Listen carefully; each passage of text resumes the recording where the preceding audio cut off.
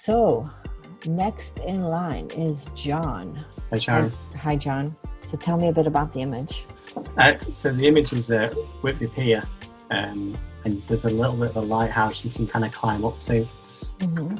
So managed to get in the way of everybody by putting tripod out. And the idea, in my head anyway, was to have a very like high key, white glossy sea and sky. There's a very thin kind of horizon line in there. Yeah. But what I really wanted was the two piers to pop. So having a very kind of dark black pier with a very white, water white sky. Yeah. Okay. Oh. Which is a challenge with this one. It's a challenge for the few minutes we have. It's not hard to do. Well, that's good to hear, because I'm a bit frustrated with it. So let's first convert it. I think, but you do need to do selections, and you might even need to do your selections through channels here. Are you familiar with channel selections? I've done it for hair. Okay. So sort of selecting hairs and little bits and pieces like that. And I tried channels, but I couldn't get channels to give me really enough of a selection. Because what you want to do more than anything is select the piers. Yeah. That's what you want. You want to select the two piers. But let's do this. Let's first convert it to black and white and see what we get. Let's go into Nik. Do you use Nik software? I do. Okay. So let's see what Nik can do for us.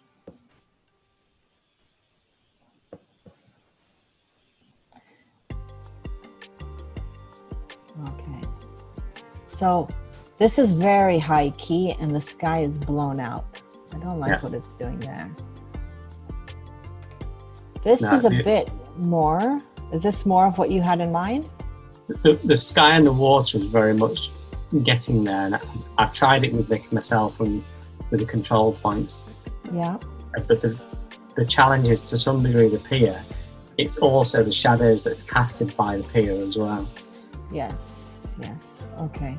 Sorry to make your life hard tonight. No, it's okay. It's because what you're going to have to do, let's just click OK here for now and keep this layer, because what you are going to have to select the pier. Yeah. And to differentiate between the pier and the water, you might have to do that with channels. Okay. I don't really see any other way, but once you do select the pier, if you go to levels, see there's no black here. This is all, let's make the pier, just the pier, darker. And what I'm going to do is, between the levels in which I did make the pier slightly darker, between these two, I'm going to add a gradient adjustment layer. Okay. I'm going to make sure I have white as my foreground. And I'm going to select, now your horizon is very soft. I'm going to select with the feathering. I'm going to select the quick selection. I marked the horizon with a guide, but I'm going to select maybe a 15 pixel feathering and see how that goes. And I'm just going to select everything above the horizon. And I'm going to go to the gradient adjustment layer, and I'm going to reverse it so that I get something like this. Okay. Now you might want to soften it by reducing, oops, where was it here in the scale? You can soften it, but we can also soften it afterwards. Let's do this. This is not bad. And this creates, like you can see, before and after, how it creates a very softened, but it's brightening the pier too, and you want to bring back the darkness to the pier.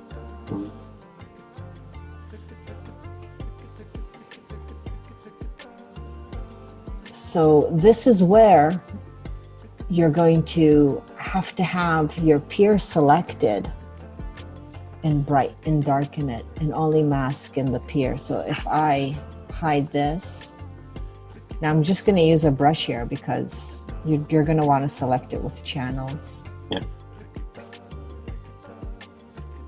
Because I think channels is the only way to go here.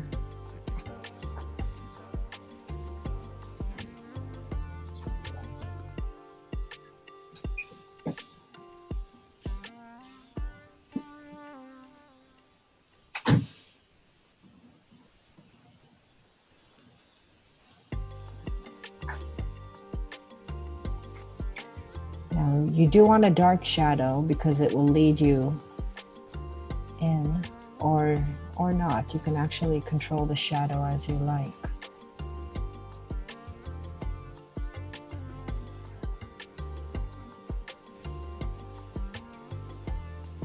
Now this is going to be harder.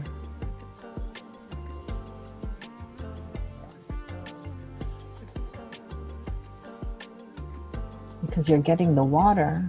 When I'm brushing, I'm getting the water in between the piers. Yeah. Let me show you an image that I did with channels. So it's one of my bridge shots, and it's a bridge in Portland. Here we go. Okay, so it's the same concept of what you want. You want very bright behind, but very specific things to be dark. And the only way I could achieve this was with channels. So you use the gradients, the gradient. Have you ever used the gradient adjustment layer? Not massively, if I'm honest with you. I've seen it being used, Okay. but I've not massively used it. It's a beautiful tool for long exposures because when you look at your original image, you have ripples in the water here. Yeah, and I quite like it's textures in those. okay. So if you like the texture, because you see the gradient gets rid of that. Right. It paints everything with white. You can do something similar instead of, you still have some textures here. You see that? Even though through the gradient, they got lost through the Nik, the black and white, but the gradient kept them. If you want to hold on to the texture, then when you're opening your raw file, you're going to want to enhance those textures. So you could bring it back either with the texture filter, or when you're opening the raw file. So on this image, you can go into filter, camera raw, and where's the texture here? You're going to have to enhance the texture a bit. Is the texture only on the most recent version of ACR? I've never seen it before, which is why I was a bit. I don't recall. Which Photoshop do you have? 18, I think, or 6, one of the two.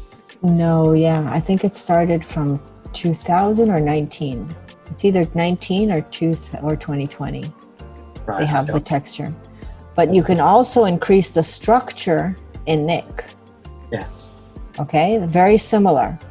And if you don't want it too much, then you brush in as much or as little as you want. Okay. You can have another Nik layer with a higher structure and use that as a mask. Okay. All right.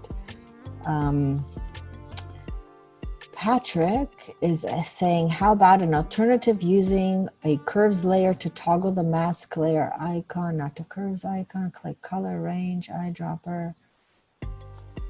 So selecting by color, so the channels is very similar to selecting by color, but you have more ability to refine your mask through the channels. Patrick, where using the eyedropper would be quite a nightmare. Okay, so John, you got to use the channels here. What I would do is I would clean my background. I'd make the sky and the water look the right tones that I want. Yeah. And then when you're happy with that, you turn them off because the channels are going to see what you see in real time. Does channels only really work in color images and not black and white? Yes, right. Yes, you have to work on the color because you're looking at the red, the green, and the blue. Yeah. And you want to look for the channel with the most amount of contrast. You want to duplicate it. And do you then bring like a levels layer in it over the top of it as well? Yes, yes. You go to image, adjustments, and you use the levels, and you start increasing your contrast. You make your blacks blacker and your whites whiter. Okay? Now, right now, I have pretty much the opposite selected. If I imagine everything that I need, if only the what I need here is the piers in either black or white, and the background in the opposite. Yeah. But if I have now, because white is going to show me what's going to be selected, so eventually I'm going to have to inverse this mask. Okay, once I'm done with cleaning this up properly, and you're going to have to do it with brushes, with different blending modes. It's very advanced. Yeah. Okay, it's not something, but it is doable. It's very doable. When you're done, you're going to try to make your pier as black as possible and everything else as white as possible. And when you're done, you're just going to have to invert it, and then you'll have a mask. Yeah. Okay. All right. So sorry, John. It's a bit more advanced, but it's a great shot, and I like where you're going with it. Thank you. My only comment would be you might want to consider cropping a bit. This was just the raw. Okay. I took the pictures about a year ago, Mm-hmm. and frequently we'll just take a picture and then completely forget about it. Yeah. I did Mary's Shell, which is over on the west coast of Lancashire. Yeah. And there's parts of it I like, but I haven't edited it yet. Yeah. And that's 18 months ago. Yeah. No, it's a beautiful shot. Beautiful, beautiful shot. Thank you. Yeah. Okay, we'll leave it like that maybe for now. Let's see what we did as anything. Ah, slightly. Turn our channels back on. Okay. Thanks, John. No worries. Thank you.